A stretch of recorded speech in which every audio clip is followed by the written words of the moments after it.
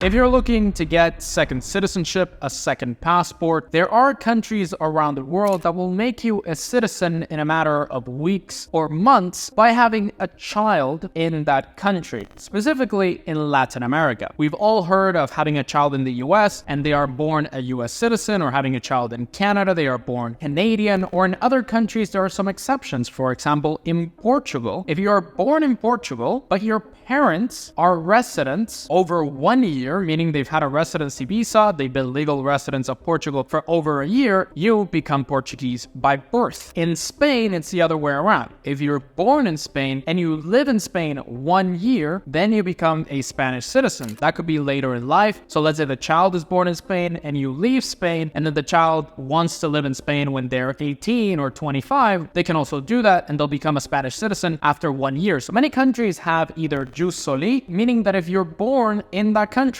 you are a citizen with official rights, with everything that entails. You, as the parent, let's say you're watching this, your girlfriend, wife is preparing to give birth, or you're thinking about giving birth in the next 2 to 3 years, and you're thinking, let me get a second passport while we do that. By just giving birth in a country, you can also naturalize as a citizen of that country, and your child will also be born a citizen. There's a lot of countries that give citizenship by birth that are not really safe to get birth in. The infant mortality rates are really high. The healthcare is just not that good. There's a lot of problems with women giving birth in these countries. So I've narrowed it down to the best countries to give birth in terms of infant mortality rate, in terms of healthcare, in terms of hospitals that speak English as well. If you don't speak Spanish or any other language, if you only speak English, what are the hospitals that speak English? What are the countries where you're likely to get the best healthcare, as well as you can also naturalize? Because if you have a child in the US, you're not going to naturalize, and you're just creating a lot of hassle for your child. If you have a child in Canada, you need to deal with all the wokeness, and your child would then need to deal with potential citizenship-based taxation and all the wokeness and all the craziness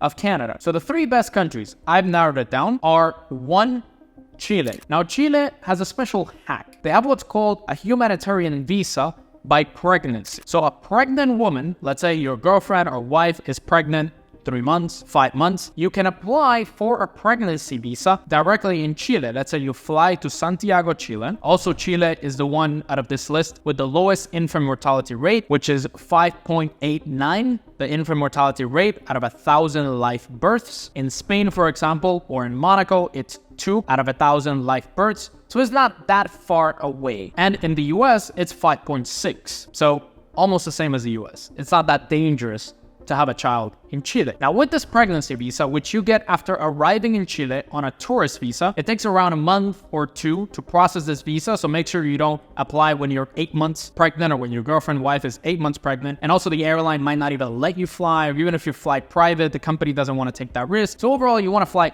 early on, and then your girlfriend or wife and you can get a pregnancy visa, and you can stay in Chile during the preparation for the birth and during the birth. And your child, because they are born by 2 resident foreigners, meaning you both the parents live in Chile with a humanitarian visa, the child is born Chilean. They have a Chilean passport. They can go to the US without a visa. They're part of Mercosur. They could travel to 170 something countries without a visa. One of the best passports in the world. Great hedge for World War III. Overall, a great gift for your child. Now, for the parents to naturalize is a bit tricky. You can only naturalize after 2 years of the child being born, in some cases 1 year, but you need to spend a significant amount of time in Chile. The same applies for another country that is extremely popular to give birth in, and that's Mexico. The infant mortality rate in Mexico, although that's across all of Mexico, not in the best, most expensive clinics, but it's 12 out of 1,000 live births. So we're talking about a double the chance of your child dying during labor. In Mexico, if you give birth, the child is born Mexican, but you, the parent, need to wait 2 years to apply for citizenship. The same goes for Chile, but in the case of Chile, you're getting better healthcare, better percentage of English speakers in healthcare, and also a better passport for the child and for you. Now, the second most popular country, because you can literally fly in 7 months pregnant, give birth in the country, the child is born a citizen, and then you as the parent can apply immediately for citizenship as well, and that is Argentina. Now, Argentina is cracking down on this. Specifically, Russians, Turks, Indians, all these nationalities that want to give birth in Argentina to give their child a second passport, they are cracking down. They are deporting a lot of people. They are arresting at the airport a lot of pregnant women and not allowing them to give birth in order for the children to get a second passport. So I would be very careful. I would go early in the pregnancy. Don't go late, because the child needs to be born when you're on a valid visa. The child cannot be born when you're overstaying your visa. So make sure that you're either on a valid tourist visa or on a residency, which is much better. Better get a rentista visa in Argentina, stay for a long time, give birth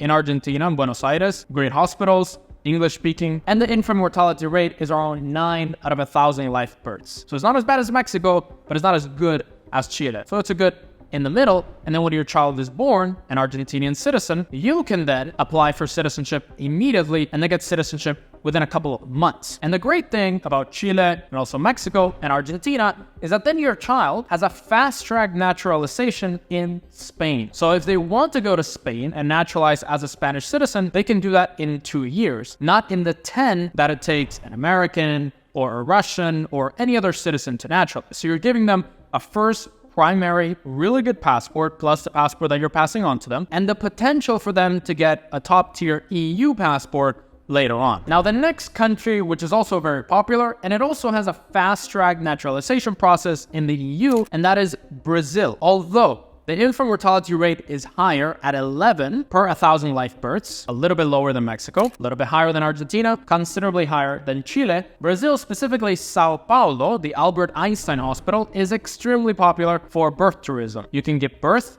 in Brazil, and then your child becomes a Brazilian, and you can apply for Brazilian citizenship around 1 year, but in some cases it can be instantly give it. You do need to wait for a passport to be printed, you do need to wait for all this bureaucratic process, but essentially you can give your child a second citizenship immediately and you can get a great second passport also after that. Brazil is also part of BRICS, so you have some exposure to BRICS if you want that, although the direction of the country is going towards communism, it's going towards more regulation, it's going towards more restrictions, and I know the Brazilians are going to hate on me in the comments. I don't care, that's the direction of your country, you need to accept it. If you're a Brazilian citizen, you also qualify for faster residency and naturalization in Portugal, as well as any other countries that speak Portuguese. So if you want to give them a faster track to Portugal or to any other Portuguese-speaking country like Cape Verde, Brazil could be a great one, as well as they cannot be extradited to any other country as a Brazilian citizen in Brazil. So if they get into any trouble when they're 40, 50, and they want to live their whole life in Brazil without being extradited anywhere, that's also a good hedge. Other two interesting countries that you might consider if you give birth in one of these countries is